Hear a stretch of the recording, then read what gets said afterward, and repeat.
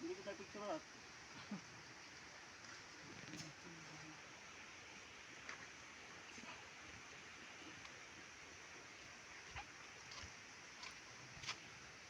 Tara, ito.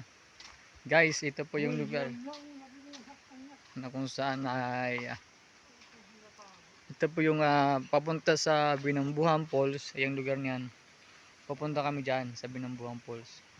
Ito po yung paligid ng bahay ng aming pinuntahan at sa aming event ngayong araw ay dito kami para manguha ng silot. Wait lang po tayo antabay lang po tayo mga guys para sa ating pagtutour doon sa Binambuhan Falls. Dito po yung aking mga kasamaan. Waiting lang po sila, waiting.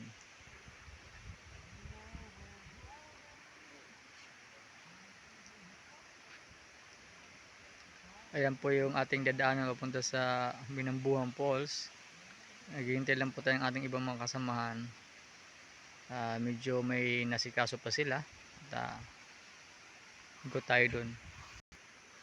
Ito po yung kubo ng aming bata. Ang namamahala dito sa Binambuhan Falls. Dito po yung daan sa kanyang loob ng kanyang gate. Yan, alad kung tawagin. Bakit ang tagal ng aking mga kasamahan? Ano ba yung pinagagawa ng mga to?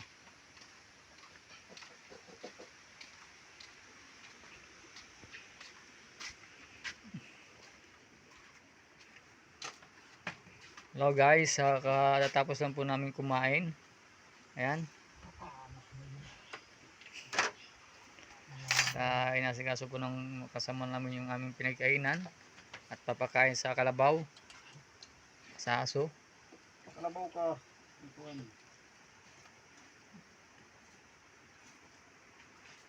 Ngayon, maakyat kami sa Binambuhan Falls. Akit kami sa Binambuhan para tingnan namin ang Binambuhan Falls kung talagang kumusta na.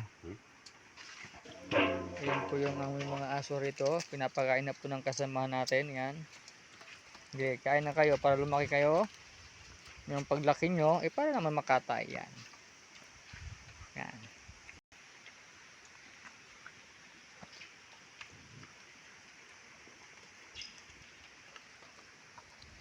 Kain kayo kain kayo ng marami Ngaw naman ko, ngaw. Baka magagat. Kain.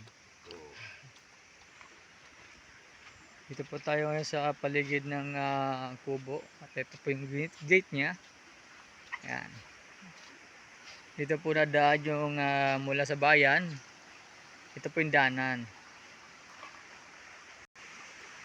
Samantala, yung kasama namin ayun, naghuhugas ng pinggan. Yan, ganyan yung kabait ng tao na yan.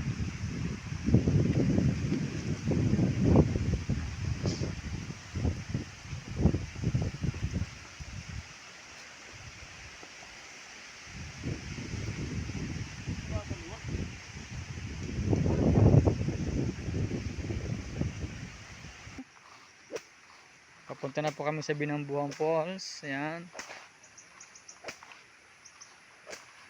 Magandang tanawin dito. Napalibutan ng mga malaking punong kahoy. Yan po yung ilog. Karagtong po yan dito sa Binambuhan Falls. Yan. Punta na po kami sa Binambuhan guys. Ayan mga kasamahan namin. Okay, tara. Go tayo.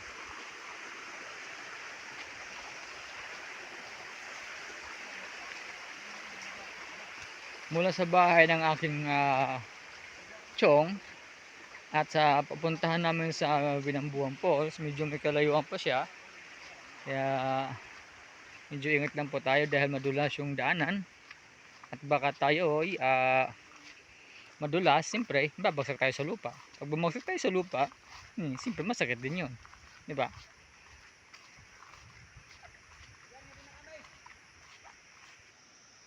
Ang kanyang mga kasamahan ko, ang babagal maglakad para mga babae.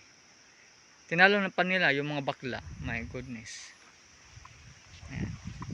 Nagulan tayo guys. Ngayong hapon ay masyadong mahangin dito. Mahangin dito ngayon kaya parang malamig maligo. Pero hindi na kayo maliligo siguro. Depende sa naisin maligo.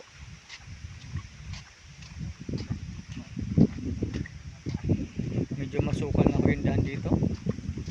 Dati talagang ano to eh, malinis dahil talagang pinupuntahan to ng mga maraming tao.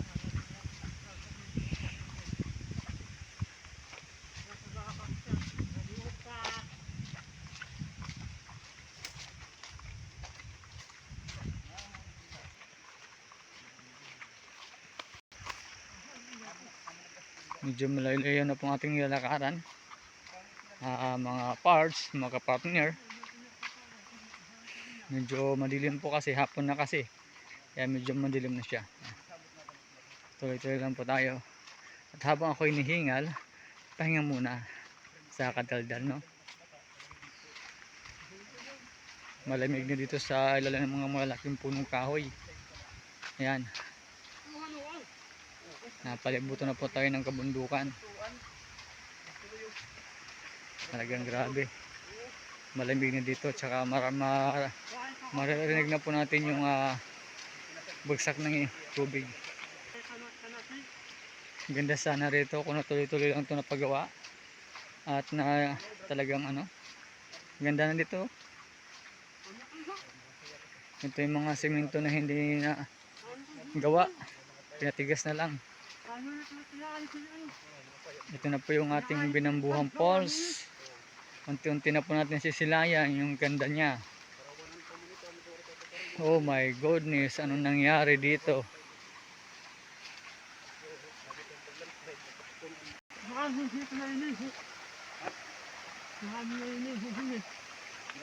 Ano nangyari dito guys? Grabe. Talagang nawala na yung ganda ng Binambuhang Falls dahil sa nagdaang bagyo at ito ay binaha. Yan, makikita po natin wala nang ganda. Grabe, sayang. Ang lalim sana dito niya, no? Yan, bandang dyan, malalim na yan.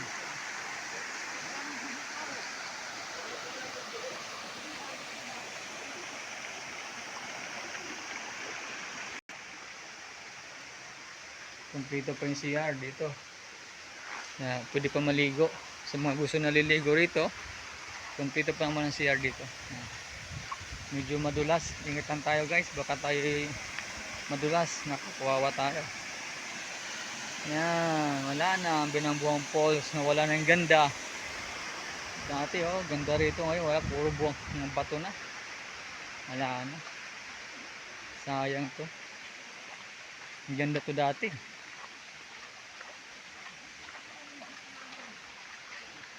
Dulas. Pero dito po rin maligo dyan. Malino pa naman siya.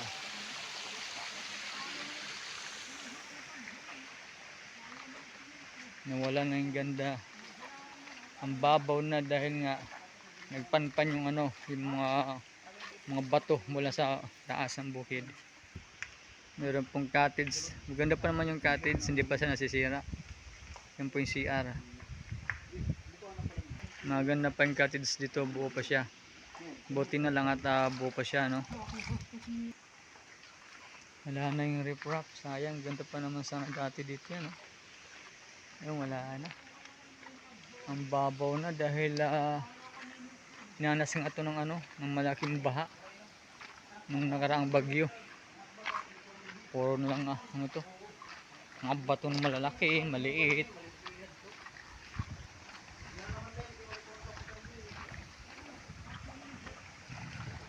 Napalibutan po tayo ng ano, ng gagubatan sa taas.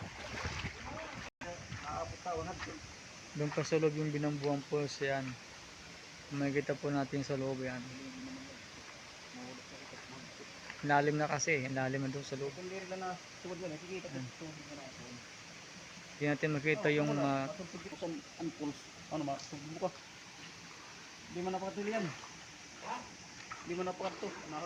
Babangkoy. yan dito, malalim pa naman dito eh. Pero maganda pa naman siya. Pwede pa siyang paliguan dito. Yan, pwede pa siyang paliguan. Hindi lang kayo makalapit doon kasi lalim na eh. Para makita sana natin yung mula sa taas na tubig, yung shower fountain, tawag ba doon? Ewan ko. Basta ito po, makikita natin ang ganda ng falls. Pwede pa maligo rito. So hanggang dito lang muna tayo at tayo pabalik na. Nakita ko lang sa iyo ang kagandahan ng Binambuhan Falls. Yan, yung bumabagsak na tubig doon na yan. Yun, bumabagsak. Pero hindi pa natin makita kasi layo eh. Hanggang dito lang tayo. Hindi tayo makalapit. At ngayon ay pabalik na tayo sa ating pinanggalingan dahil nga hapon na. Talagang makikita natin ang ganda ng Binambuhan Falls kung talagang ano lang to, natuloy-tuloy lang yung nito, recovery dito. Ang ganda sana dito. Kaso lang talagang di maiwasan yung mga nangyayaring trahedya. Talagang di maiwasan yan. Pag bagyo at kalikasan ng kalaban mo ay wala ka na magagawa dyan. Talagang kahit gaano pa kalaki yung bato na bahay mo na yan, kahit gaano pa yung katibibasa ang my goodness, muntik pa ako madulas. Yeah.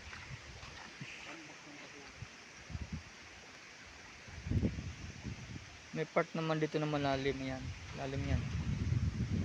Lalim yan dito. Ganyan kalalim yan ng dati. Yan, ganyan. Hindi pa ito nabubusan ng maraming mga bato. Gaganda pa ng mga cottage dito. Oh. Talagang buong buo pa siya. Yan. Yung CR. Okay pa naman yung CR. Buong buo pa rin. Kaso nga lang dito talagang madulas na.